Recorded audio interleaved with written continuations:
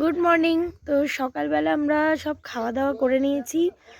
মা শুধু স্নান করেছে, কারণ হচ্ছে আমাদের গোপাল ঠাকুর আনা হয়েছিল, তাকে নিতে হবে। তাই আর বাকি বললাম যে থাক, বাড়ি গিয়েই বাকি কাজ হবে। তবে প্রচুর জিনিস প্যাক করেছে এরা, মানে এত জিনিস যে 1 মাসের আর বাজার করতে হবে না। চলুন সেগুলো দেখাই।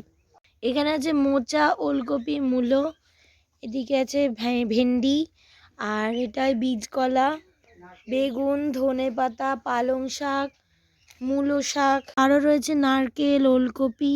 আর ওই কাকুর বাড়িতেও দেখলাম অনেক এরকম পোটলা বেঁধেছে, সব আতপ চাল টালের, ওগুলোও দেখাচ্ছি।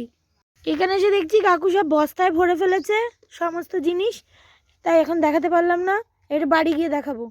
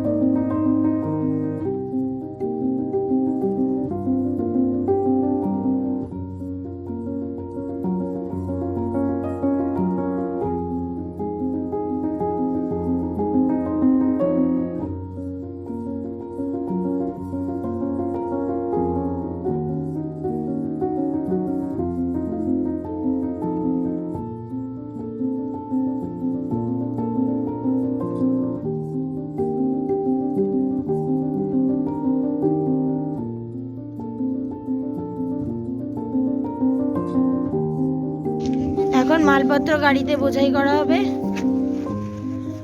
প্রচুর মালপত্র, তাই ভাবছি কোথায় ঢুকবে, এত জিনিস যাবে কি না। ওইদিকে আরো জিনিস।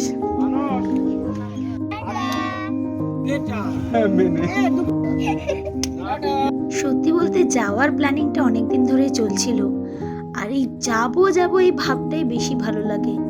যখন এই 4-5টা দিন ওদের সাথে কাটিয়ে আসলাম, তখন আসার সময় ভীষণ মনটা খারাপ করছিল। আবার কবে যাব কে জানে, তবে স্মৃতিগুলো খুব সুন্দর। বাড়ি ফিরতে প্রায় 1:30 বেজে গেছে। তো রান্না বান্না কে করবে, এর জন্য আমরা রাস্তায় খেয়ে দিয়ে তারপর ঢুকছি।